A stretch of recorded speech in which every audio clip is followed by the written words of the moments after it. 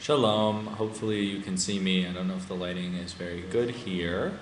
I realized I haven't done a video blog in a really long time, and I'm about to move tonight in about 10 minutes to my new apartment that doesn't have internet yet. So I have to do one right now because I don't know when we're going to set up internet, and we might not set up internet at all because after living at Hebrew University where we had no internet, I realized that I can cope with such a life, and I'm wonderfully more productive. So I'm agitating for, and by agitating I mean, what's like the opposite of agitating? I'm mildly requesting I would be happy with no internet in the apartment, but we'll see what the other two roomies think, which would probably be a good thing to talk about. So I'm moving in 10 minutes. Right now I'm still in Merkaz. You can probably see my roommate's bed behind, which is where I was staying for the last month. So this will be tonight the third place I'm going to be living in the last month. And moving when you have no access to cars and only taxis is kind of annoying, by the way. Anyway, so it's a 3-bedroom. I'm living with Marissa, who I was staying with in this room for the last month. I think me and Marissa will get along extremely well because we just spent the last month living in a room together and sharing a mini fridge and sharing a bathroom and sharing a room and spending, like 10 hours a day together. And we're like better friends and not worse friends than we started out. So that's a very good sign because now we're all gonna have our own rooms and we're gonna have a normal sized fridge and not a mini fridge. And she gets her own bathroom, so woohoo. And then there's a third roommate, Jolene, who is also going to Pardes, the yeshiva that me and Marissa are going to. So we'll all be together with that, hanging out. And it's a really nice apartment, and I can talk it all up right now, but in the next couple days I will do pictures and video so you can see the place. Maybe I'll wait a little bit. Right now it's just kind of empty because in Israel they don't normally furnish apartments because they like to rent to families, and families own appliances and furniture and they move the stuff with them. There's a lot I don't like about Israel. Eventually I'll do a video blog of things I love about Israel and things I hate about Israel. And one of the things I hate about Israel will be that they don't have furnished apartments usually. Sometimes they're more furnished than others, but they're never like fully furnished like you can find in America. But for instance, this one, they didn't come with a fridge or an oven or beds or couches. Like basic, like a refrigerator. I almost said refrigerator. It's really refrigerator or fridge. It's not refrigerator. Anyway, so thankfully the prior tenants were willing to sell us the refrigerator they owned we bought 2 couches and a refrigerator for 1,600 shekels, which is like $500, a little less than $500.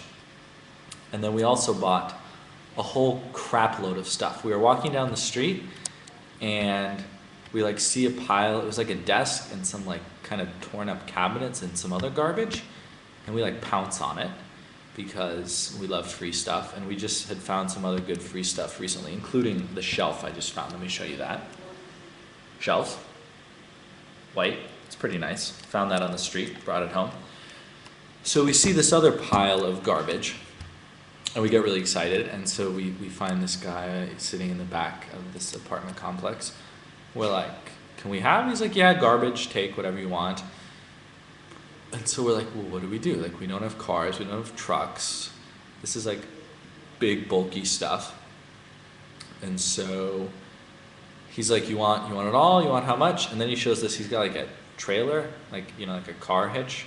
It's like an open bed, trailer or whatever. And it's got a fridge in it. And he's like, we'll pack in all the stuff.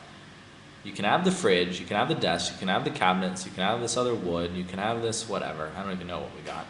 And the fridge, and I'll move it all 300 shekels, which is $80. Phenomenal deal. So we take it all. So now we actually have 2 fridges. So we're gonna sell the one that we bought from him, hopefully for 300 shekels, and call it even on him. And then keep the other fridge. So recently refurbished apartment, they rehabbed the whole thing a year ago.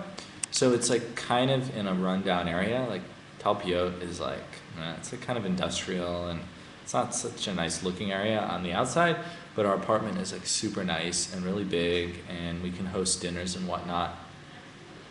So pictures and video of that to come. And yeshiva starts on Tuesday.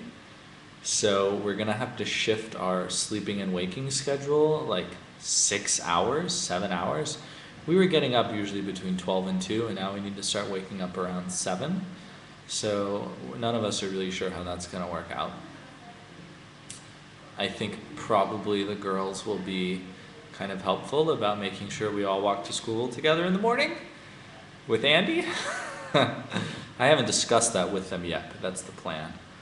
I also have to, I set a little goal for myself that I was going to finish reading the Torah before I started at Pardes, because as hilarious as it was to formerly be a Jewish professional and at Hillel, and a Jewish professional who was teaching Sunday school, who hadn't read the Torah, it's not so funny when I'm studying Torah.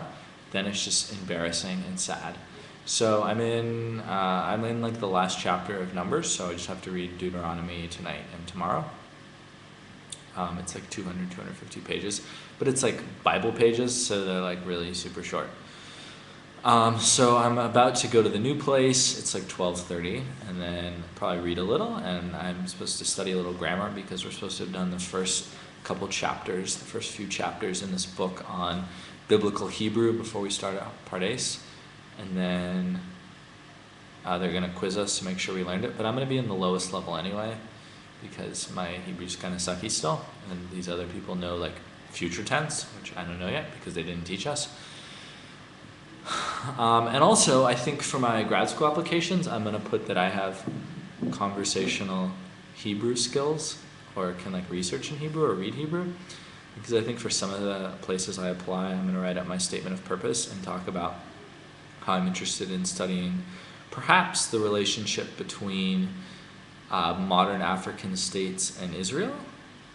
I have a lot of focus on Africa and what I'd really like to study. I don't know if I should be like admitting to this. If people find my video blog and read this, it's not like admitting to, but for different campuses, I will have different research goals based on what the professors there are going to be best suited to help me study.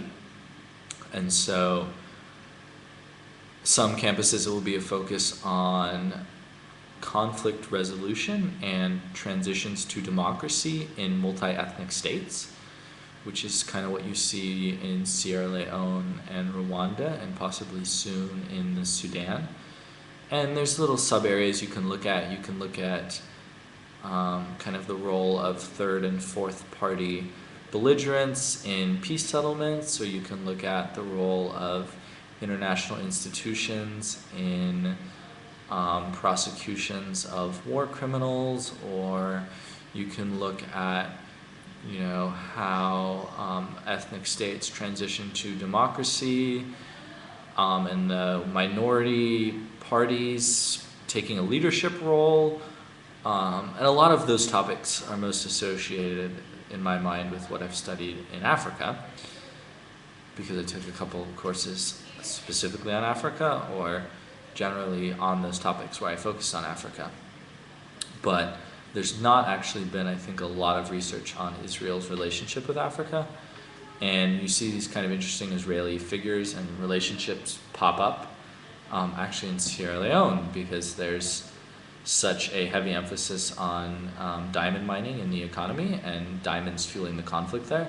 And so you see these like random Israelis pop up, like selling diamonds and buying diamonds in Sierra Leone. Anyway, so my goal is to be semi-fluent or fluent in conversational Hebrew when I apply, so I gotta learn more Hebrew. All right, 10 minutes is up. I wasn't really sure what I was going to talk about. I just don't have internet starting tomorrow, and I realized I hadn't done these in a while, so I wanted to do one. I didn't really make a list of what to talk about. But there's not been one so long that there's things I didn't talk about that I can talk about in the future.